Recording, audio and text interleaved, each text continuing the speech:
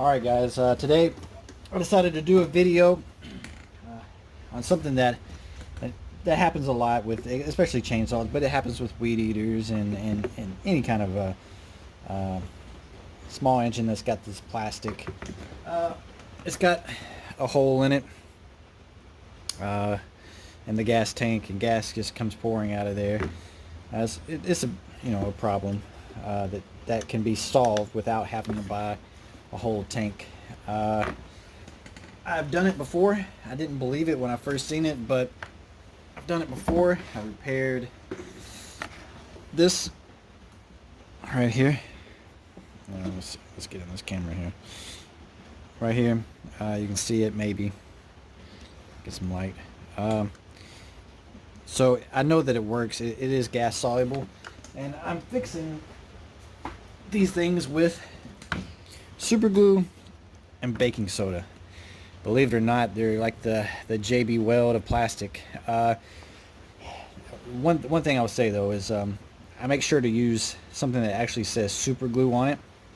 I tried using stuff like this, and this didn't work. It's like Laffy Taffy gummy sort of. It didn't work. You need the more liquid type right here instead of the goo. And just any kind of normal baking soda. It could be any brand.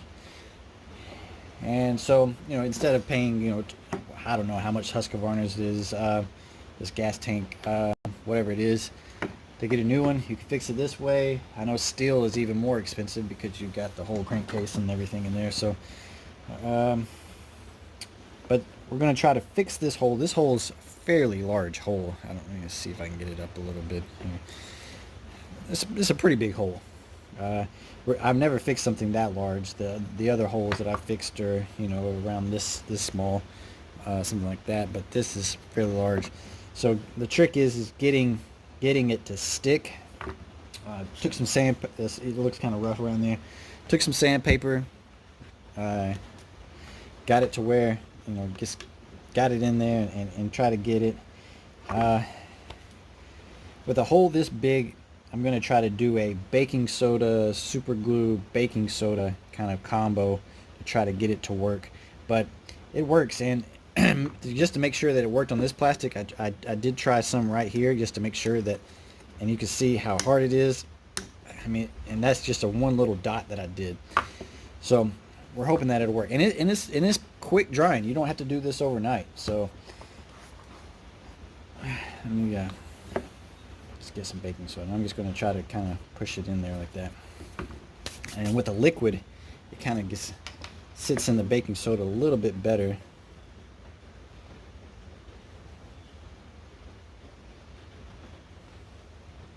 I just make a bead here. And then I'm going to cover it back up with more baking soda. I just let it sit for a while, kind of pack it. And then we'll look at it in a second and see if we have to go over it again. But again, it's imperative that it's the liquid and not the glue. The glue just doesn't work. I mean, the gooey kind of stuff. You see how thick it is? Does not work. And this should be. I'm gonna step outside and put this. Well, here I can do it maybe right here. So there we go. That is rock solid hard right there. That is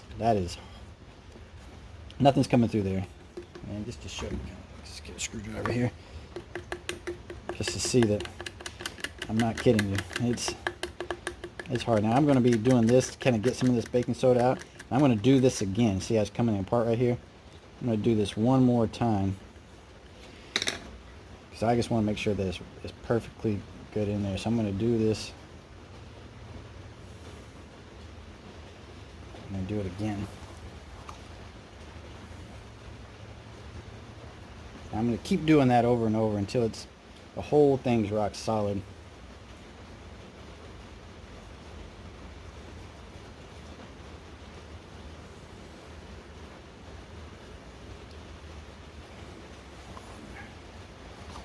More baking soda on top. And while we're letting this dry, and hopefully working. I'll show you that there's the place where I'm repairing it. We'll move this out of the way where it's drying. This is someone really abused this chainsaw. It's got a lot of dirt and grime, but it's just right here. So only thing I could think of is somehow this jammed in there. I'm not sure how they made the hole, but there's nothing there. So it's kind of unprotected there, but not really sure how they made that hole.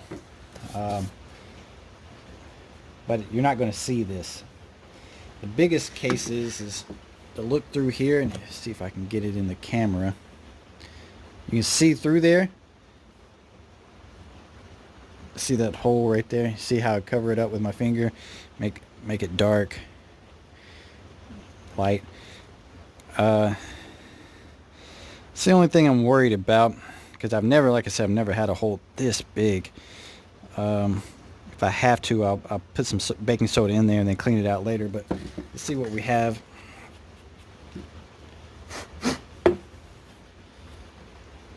Yeah.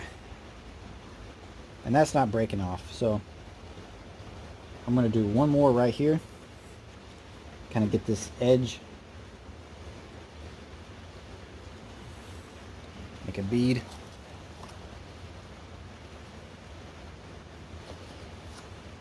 And it's just baking soda, so you can apply it generously if you want to. But chemicals form. Put it together. Then I'll just clean this off lightly and put it back. But that should solve our gasoline leaking problem. And I'm going to put a gasoline in here to show you that it does in fact stay. So I want to make sure before I put it together as well. The other one, like I said, it actually holds.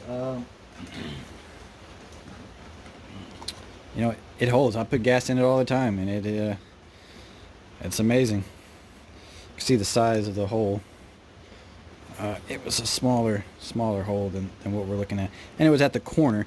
That's the bad thing about Husqvarna is that their gas tank is actually the bottom part, and it's so easy to just, you know, put this down, slam it. They should have really covered it up with some sort of metal here to just protect it in some way, but there's none. I mean, this whole thing's the tank, and just slamming it down, it's a poor design in my opinion. I have nothing against Husqvarna.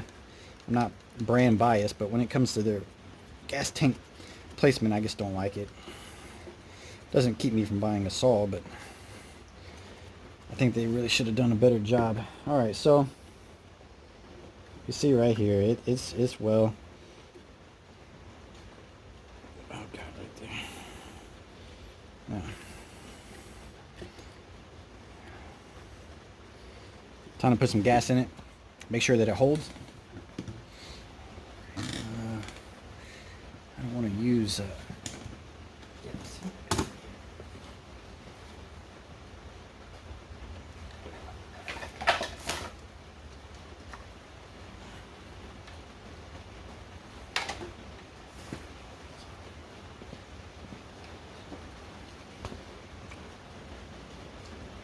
Premix. I'm just going to pour enough in there. Make sure that we don't see any seepage.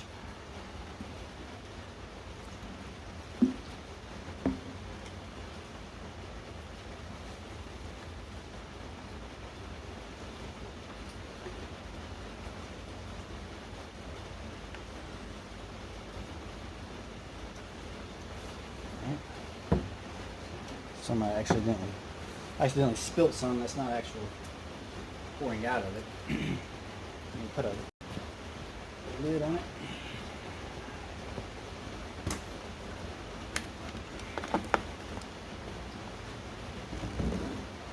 So we can turn it upside down. So there we go.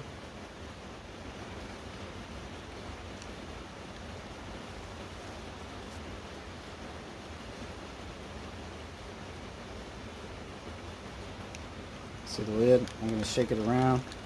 Still spilling off some baking soda there. Just make sure that we don't have any other cracks that we need to glue up.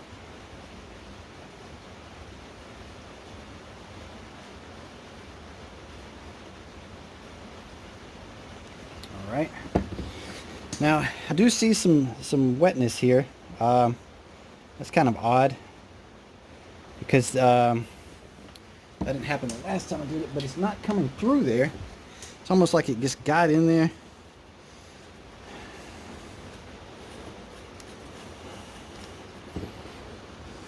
Yeah.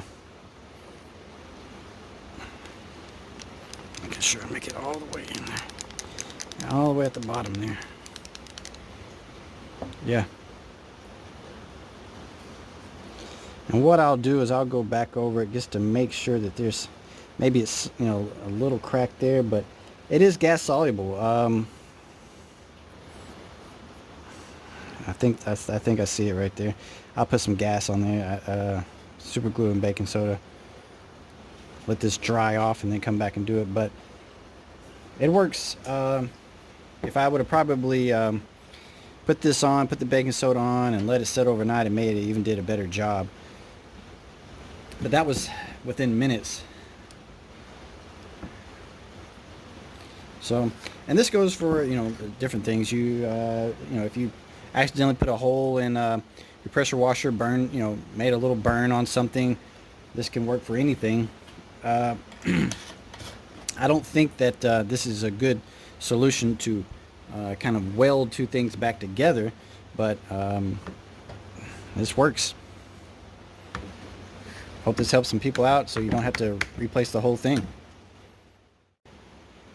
Okay, let's see if I can get this light in here. And so maybe you can see that. There's the repairs that we did. You see it's right there, and it's not really leaking, I don't think. Yeah, it's not leaking. So I got it back. So now I guess I'll show you that it actually does crank up and run.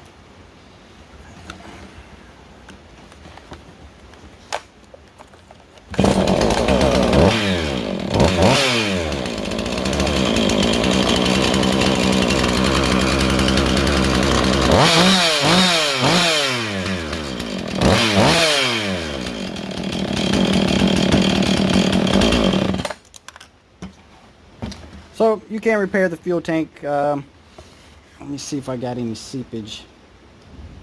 It's a little wet, but I'm not sure if that's from the oil leaking down, but it holds, does its job. Try the baking soda and super glue trick.